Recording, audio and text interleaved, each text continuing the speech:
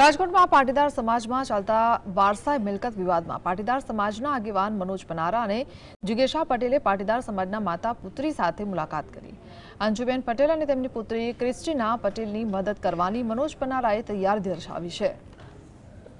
આ સાથે જ તેઓએ પાટીદાર સમાજના આગેવાનીને માતા પુત્રીને ન્યાય મળે તે માટે આગળ આવવા અપીલ કરી છે। મનોજ પનારાએ રાજકોટ પોલીસને અપીલ કરી છે કે પરિવારની ફરિયાદ ગંભીરતાથી લઈને तपास करे। पाटीदार समाजना महिला आगेवान जिगीशा पटेले भाजपना नेताओना बेटी बचाओनी वातो वच्चे आ प्रकारना व्यवहारने दुर्भाग्यपूर्ण गणाव्यो छे। मनोज पनाराए समाजना आगेवानोने मामलो उकेलवा माटे आगळ आववा अपील करी छे।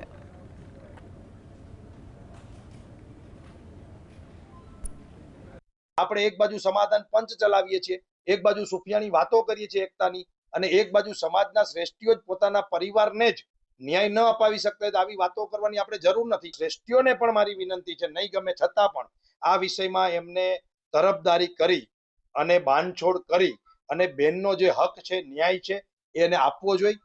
કોઈ પણ આગેવાને આ દીકરીઓની તરફદારી કરી અને આ વિષયને પૂરો કરવો જોઈએ એવી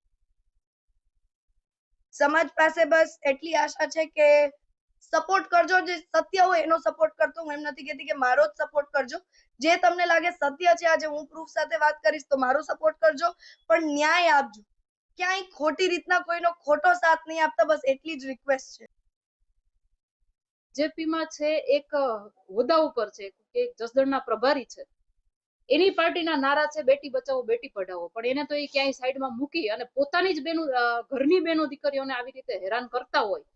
કોર્ટ મેટર ચાલતી હોવા છતાં પણ જો એ ઘરે આવી અને એના કહેવાય ને કે એક મહિલાના કાઠલા પકડીને એવી રીતે એનું વર્તન હોય, એવું લુખા તત્વ જેવું એનું વર્તન હોય, તો એક પાટીદાર તરીકે પણ એને હું એમ કહું છું કે શરમજનક વાત કહેવાય।